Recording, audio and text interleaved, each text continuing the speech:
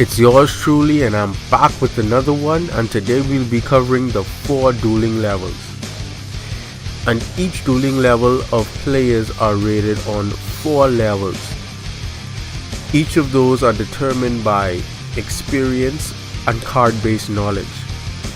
The first level being the beginner level duelist, which most often makes the most mistakes, misreading, misplaying, and just lacks an understanding of how a card or cards work, with very little knowledge of the game.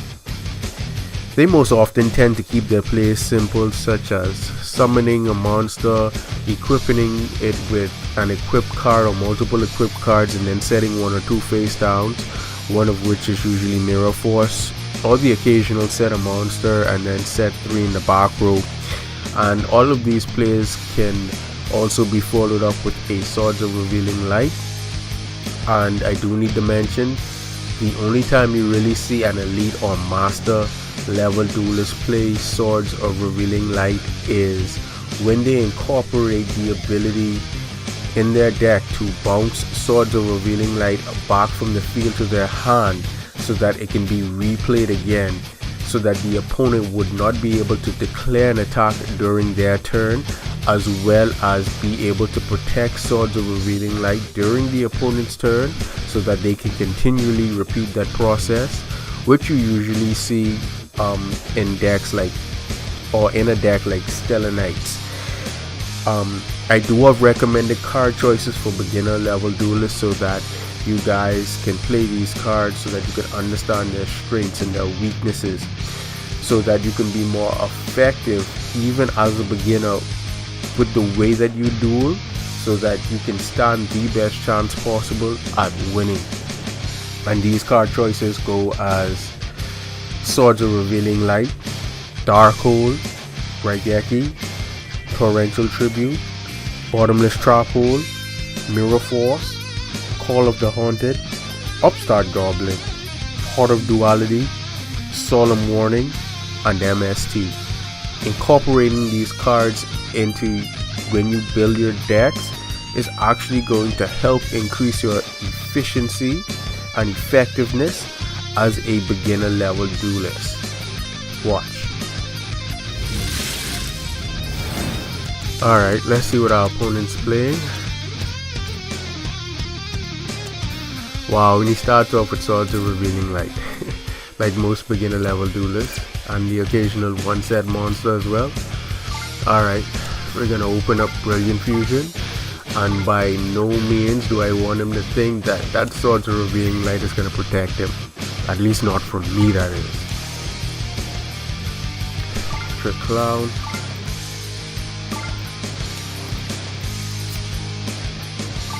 Let's go with Jet Synchron and make TG Hyper Librarian.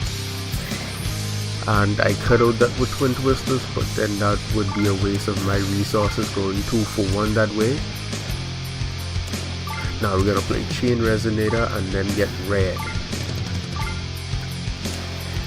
Then we're gonna target Hyper Librarian so we can gain the 24. And it's really always nice to gain a few extra life points, just in case. Status Charge Warrior, so now we can +1 off him and Librarian. And then we can make Scarlight. 1 more. Alright, Creation Resonator. Then we're gonna use Jet Synchron's ability, so we can make Abyss.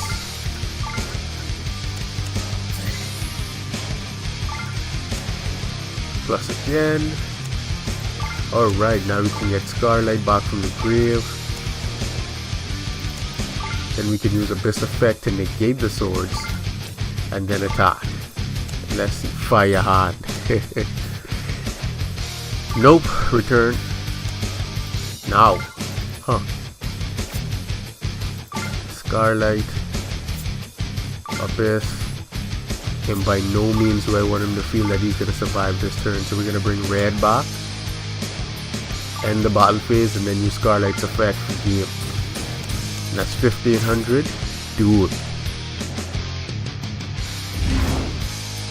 And it's really not until you've gained a tremendous amount of dueling experience that you can begin to see both the strengths and weaknesses of your card choices, such as Swords of Revealing Light, me being able to get around that without using a great deal of my resources to be able to do so. And with that, we move on to our second dueling level, which would be the advanced level. And in this level, it's just duelists who most often knows and understands their own cards and strategies, and is able to summon generic boss monsters like, for example, the standard level 5 to 8 synchro monsters such as Stardust Dragon or Clearwing Synchro Dragon. The standard rank 3 to 5s like Utopia and 101 Silent Honor.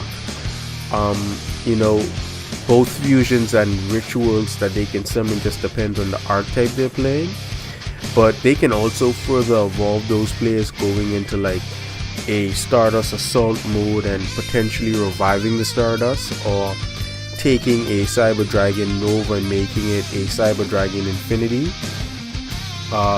Their card choices favor more versatility, such as more quick play spells like Book of Moon or Shrink, with trap cards like Breakthrough Skill or Skill Successor, just to give them both an effect on the field and in the graveyard. And you see a lot of card choices that, or decks that do this, such as Light Swans and Phantom Knights. And the card choices that I do recommend that you play as an advanced level duelist, so that you can have a better effective dueling strategy: Darkhold, Raigeki, Book of Moon, MST, Shrink, Enemy Controller, Call of the Haunted, Breakthrough Skill, Compulsory Evacuation Device, Solemn Warning, Bottomless Trapboard. Watch. Now then, let's see what the opponent's playing. We have the same face. Let's see if he's playing a synchro style deck. Emergency teleport, so I'm going to chain Mark C to that. Riser Bell, thank you. And he's upping its level, so most likely this is a synchro deck. Let's see what he does. I didn't pop it off a Ghost Ogre because it wasn't necessary. He can't OTK me with an attack this turn. Alright, Clearwing, he has a negate. Thank you. Oh wow, a Synchron Resonate on top of that. I'll plus off that as well. And it looks like he's going to make the Crystal Wing. And then revive that Chain Resonator. Thank you for that. Alright, he has a Monster Effect negate on the field and one face down. We're gonna out that face down first, and we're gonna send Glowball to the graveyard. Let's see what that is. Red Carpet. Wow, he gets to bring a Synchron Resonator back. Alright, now we need to bait out that Crystal Wings effect, so we're gonna play Brilliant Fusion and see if we can get him to activate that in response to Performable Trick Clown's special summon ability, and then we'll pop that Crystal Wing with Ghost Ogre. Now let's see, and he does. Excellent. Now Ghost Ogre can trigger, pop that. And so what if he negates Clown special summon ability? We're gonna now use Red Resonator and special summon a Reborn Tengu from my hand. And then we're going to bring the Glow Ball back and get this party started. We're going to go into TG Hyper Librarian.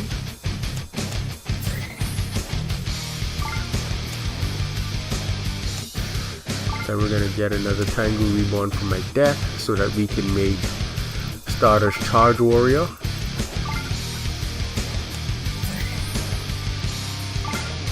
Now, we can now +2. Well, the third Tengu is in my hand, so he will get to search my deck, which is irrelevant because we are not trying to let him survive this turn. So now we're gonna summon the Ghost Ogre from my hand so we can make another Synchro Starlight. I'm gonna plus one more.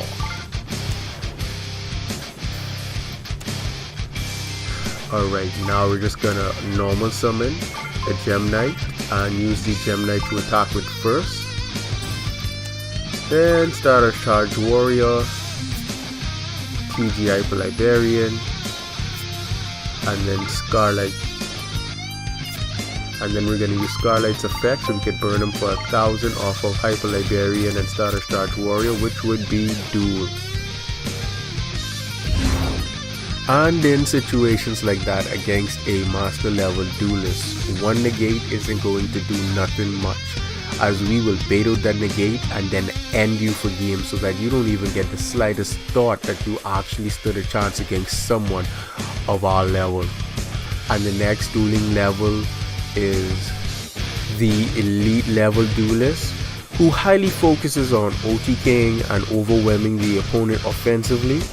They are able to swarm the field with multiple boss monsters in a single turn, such as Cyber Dragon Infinity and Hope Harbinger, or Claire Wing and Stardust Dragon, and the famous one-turn shooting Quasar Dragon. This is where you will see your power bond like OTK setups with dangerous field presence. For example, Infinity, Hope Harbinger, and a Chimera Tech Rampage Dragon. Their playstyle and deck builds either allows them to open with a potential OTK hand or gives them access to acquiring cards necessary for an OTK or establishing an excellent field presence. And card choices to play more consistently at an elite level, I would recommend Darkhold, Raigeki, Twin Twisters, one of Dabna's favorites, Instant Fusion, Soul Charge, Solemn Warning, and Solemn Strike. Watch. Alright, now let's see what our opponent's playing. Looks like Light Swans. Hornets and Global just went into the graveyard, so I need to be aware of a second Hornet. Alright, we are going to play Melody and send Galaxy 0 to the graveyard to add 2 more Galaxy Eyes from my deck to my hand. And then I'm going to set both my Solemn Strike and Vanities, as Light Swans really rely on Lila to hold cards in the back row. See that? We're going to strike her effect so that she doesn't mill during the end phase. That face down card may be a Rio. And he didn't flip it, so I assume that it's not. We're going to send Galaxy Eyes to add another Galaxy Soldier, to send the second Galaxy Eyes, and then we're going to revive both of them.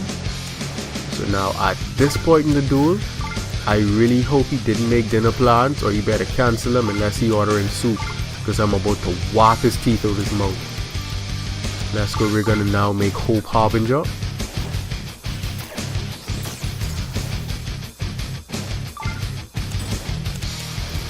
Now we're gonna make Nova.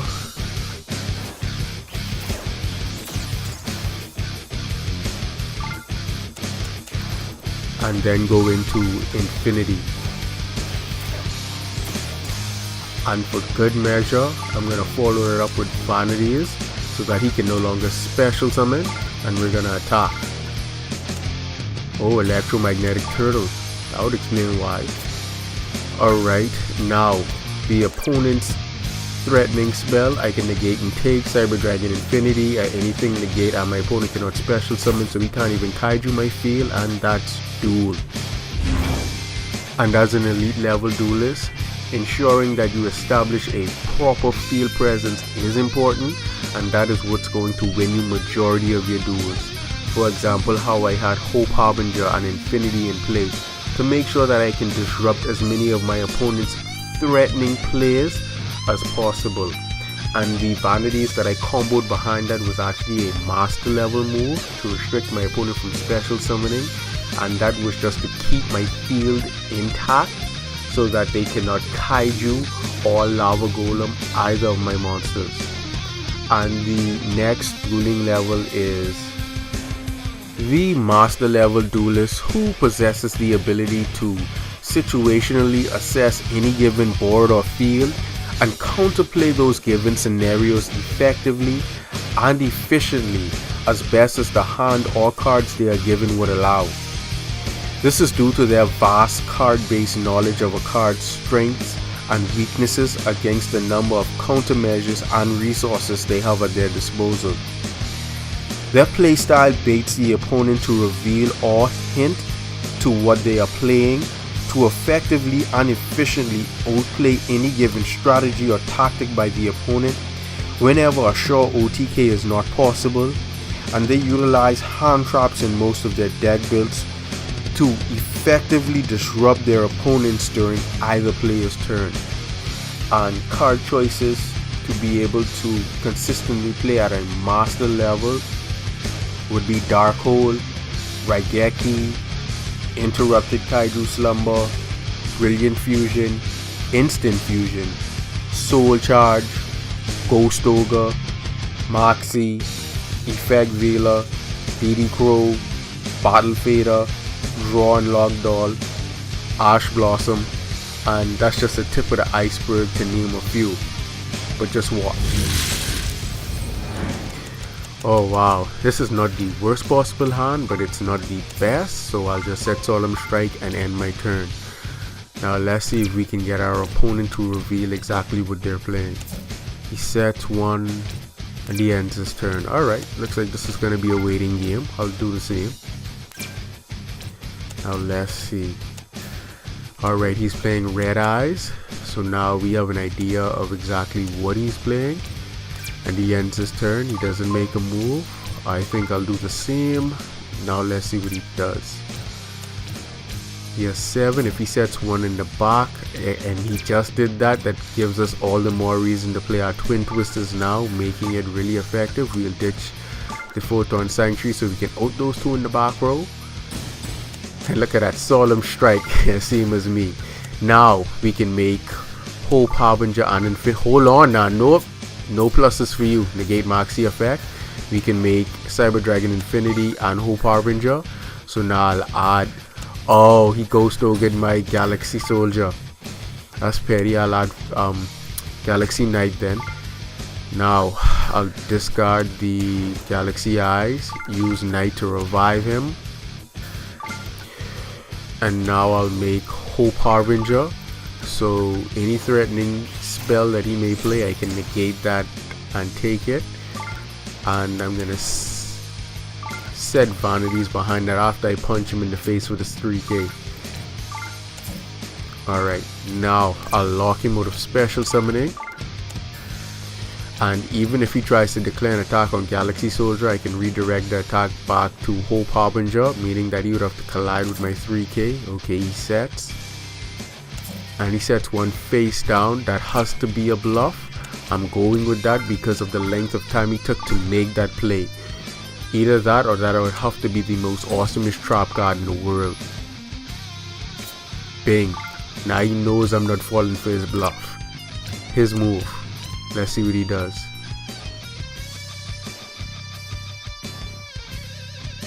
And that's the surrender for game. And as a master level duelist, you want to make sure that your dueling efficiency is as effective as possible. Just like you guys saw when I utilized my Twin Twisters, I made sure that it was on 2 in the back row, and one of them being Solemn Strike that I popped, which made sure that he was unable to negate my monster's effects, as well as the play that was most crucial, Solemn Striking his Moxie, even though he got his Ghost Ogre in to pop my Galaxy Soldier, negating that Moxie's ability to keep plussing off all of my special summons so that I would not slow down in the duel was most effective, so that he didn't gain a larger hand advantage to be able to have a greater number of resources to be able to out my field. And because bricking exists, a duelist of a lower level can beat a duelist of a higher level. And that was the 4 dueling levels. So until next time, later.